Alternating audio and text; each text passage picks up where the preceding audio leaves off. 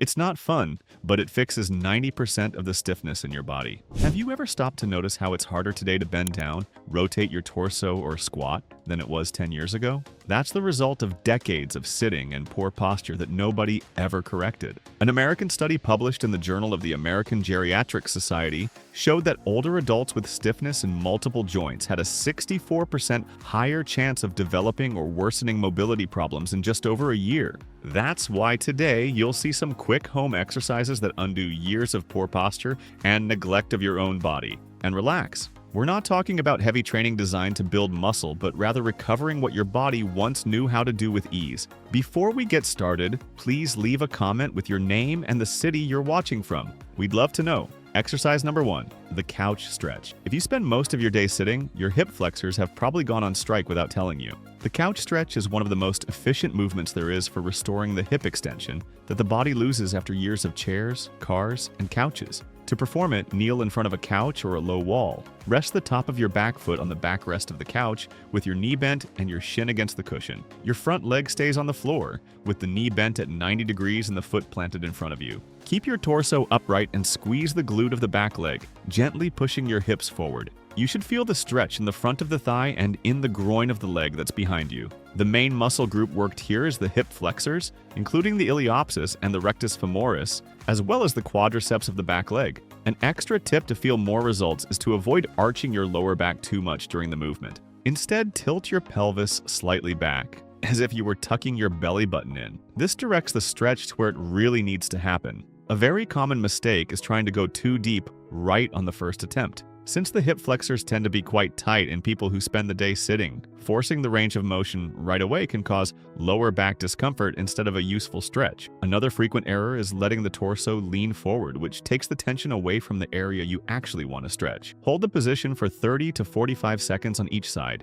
repeating for 2 to 3 sets. If the height of the couch is uncomfortable for your knee, use a wall or a lower chair, or place a cushion under the supporting knee. This stretch is especially valuable for people who train legs, since limited hip extension tends to restrict squat depth and overload the lower back during the movement. If you feel lower back pain when squatting, it's worth investigating your hip mobility before anything else. Contraindications: people with a recent injury to the supporting knee, an untreated inguinal hernia, or acute groin pain should avoid this stretch, or perform it only with clearance from a healthcare professional. Feeling a pull is normal, feeling sharp pain is not. If that happens, stop the movement immediately. Exercise number 2, the deep squat hold. This is a position that has practically disappeared from our daily lives, but is still used as a natural resting posture in several cultures around the world. The deep squat hold mobilizes joints that most people have simply stopped using through their full range of motion. To perform it, stand with your feet slightly wider than hip width apart. Squat as deep as you can, keeping your heels on the floor the entire time. Your hips drop below the line of your knees, your torso can lean slightly forward, and your arms can stay between your legs for balance or hold onto something for support at first. The main areas worked in this position are the ankles, especially in dorsiflexion, and the hip and knee joints at maximum range of motion. Research in joint physiology suggests that populations who maintain the habit of squatting regularly throughout their lives tend to better preserve ankle and hip range of motion as the years go by, something that is quickly lost in people who spend their lives sitting in chairs. A very common mistake is letting the heels rise off the floor to compensate for limited ankle mobility. This defeats the purpose of the exercise and unnecessarily transfers tension to the knee. Another error is rounding the lower back completely while trying to force depth, when the ideal is to aim for a gentle, natural curve in the spine. Start by holding onto a table, a door frame, or a pull-up bar to take some of the weight off and allow your heels to get used to staying on the ground. Over time, reduce the support from your hands and increase the time you spend in the position, starting with 30 seconds and progressing up to 2 to 3 minutes. An extra tip is to take short breaks in this position throughout the day, for example while scrolling through your phone or watching television, instead of setting aside a single dedicated moment for it. Frequency tends to bring faster results than the duration of a single session. Think of it like brushing your teeth. A few minutes, several times a day, is worth far more than one long session once a week. Contraindications: people with advanced knee osteoarthritis, an untreated meniscus injury, or persistent knee joint pain during deep flexion should avoid this position or significantly reduce the range of motion, seeking professional guidance before progressing. Exercise number 3, The 90-90 hip position. The hip is a joint that allows rotation in multiple directions, but most everyday movements use this range of motion in a very limited way. The 90-90 hip position works exactly the internal and external rotation that tends to get neglected. To perform it, sit on the floor with your front leg bent at 90 degrees, with the thigh perpendicular to your torso and the knee aligned with the ankle. Your back leg is also bent at 90 degrees, with the thigh pointing to the side and the shin pointing behind you. Your torso stays upright without resting your hands on the floor if possible. This position works the hip joint capsule and the internal and external rotators on both sides of the body at the same time, since each leg takes on a different rotation role. It's a position frequently used by people who practice sports that require hip rotation, such as running, martial arts, and dance. An extra tip is to alternate from one side to the other, passing through the center in a controlled way, without using momentum, which helps you feel more clearly which side of the hip is more restricted. Regular practitioners often notice a noticeable difference in mobility between one side of the body and the other within the first few weeks, especially those who play a sport that uses one leg more than the other, such as always kicking a ball with the same foot. A common mistake is compensating for limited hip rotation by rotating the lumbar spine, which takes the pressure off the joint you actually want to mobilize and can cause lower back discomfort. Another error is lifting your hip off the floor during the transition between sides, losing the grounded connection of the position. Hold for 30 to 60 seconds on each side, repeating for 2 to 3 sets. As a progression, lean your torso forward over the front leg while keeping a long spine to increase the intensity of the stretch. Contraindications: people with a diagnosed femoroacetabular impingement, a recent hip replacement, or acute groin pain during rotation should avoid this position, reducing the range of motion or seeking professional guidance. Exercise number 4, child's pose. This is probably the best known resting position among those who have ever taken a stretching or yoga class, and it's no coincidence that it appears in practically every session. Child's pose is simple, but it stretches a generous number of muscles at the same time. To perform it, kneel on the floor and sit back on your heels, with your knees apart at hip width or slightly wider. Lean your torso forward, lowering your abdomen between your thighs, and extend your arms in front of you on the floor, or let them rest alongside your body with the palms facing up. Your forehead rests on the floor, and your breathing should remain calm and deep throughout the entire hold.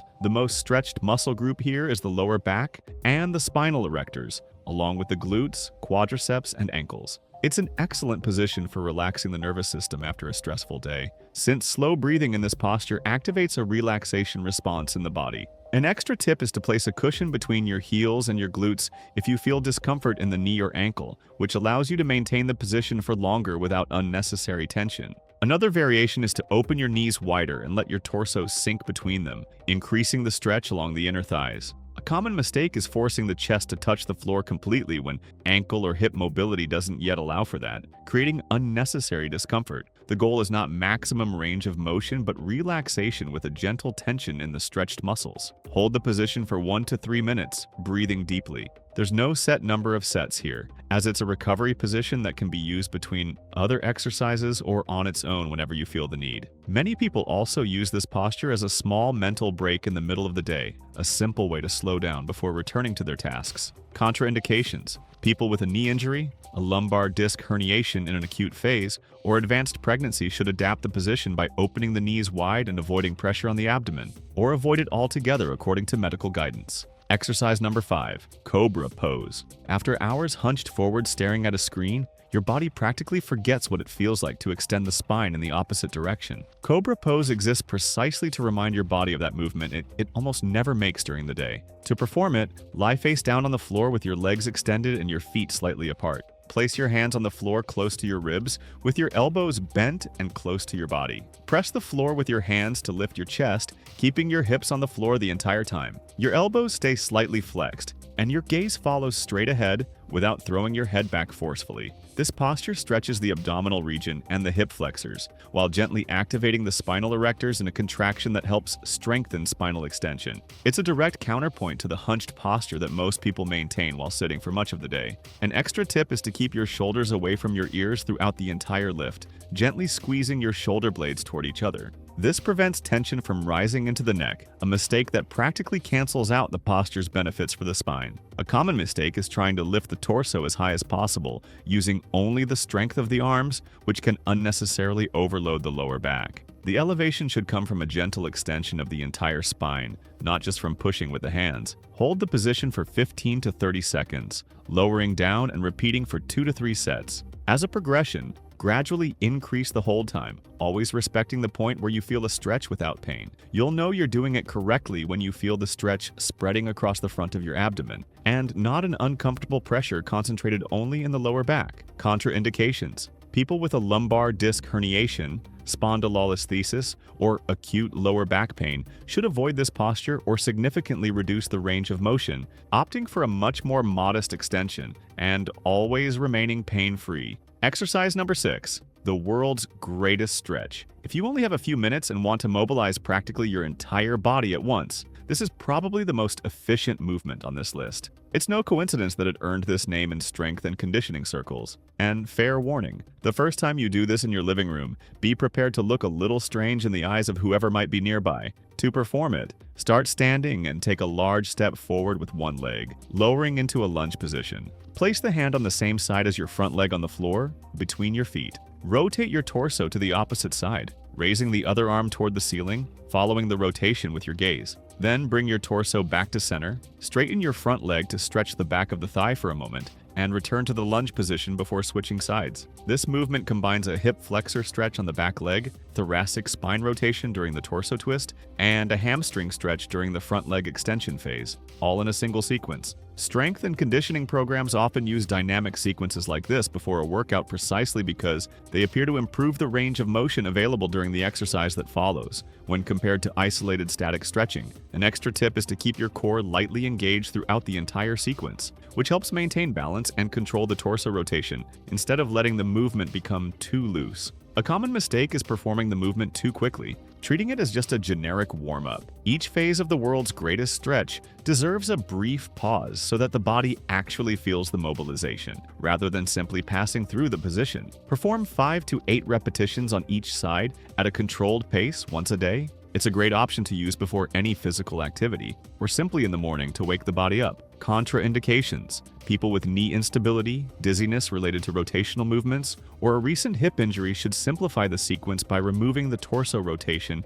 and keeping only the static lunge portion. Exercise number 7, tree pose. Balance is a capacity that the body loses over time when it isn't trained, and this often goes unnoticed until the day it's really needed. Tree pose is one of the simplest ways to keep this capacity in shape. Just as a tree needs strong roots to withstand the wind without breaking, your ankle and your hip need strong stabilizers to handle the small imbalances of everyday life without causing you to fall. To perform it, stand with your weight evenly distributed over one foot. Rest the sole or the inner edge of the other foot against the inner thigh or calf of the supporting leg, avoiding pressing directly on the knee. Your hands can be joined in front of your chest or raised above your head to increase the challenge. Fix your gaze on a still point in front of you to help maintain balance. This posture strongly activates the ankle and hip stabilizers of the supporting leg, as well as the core, which works continuously to keep the body aligned. It's also an excellent way to train proprioception, that is, the body's awareness of its own position in space, a fundamental capacity in fall prevention, especially as the years go by.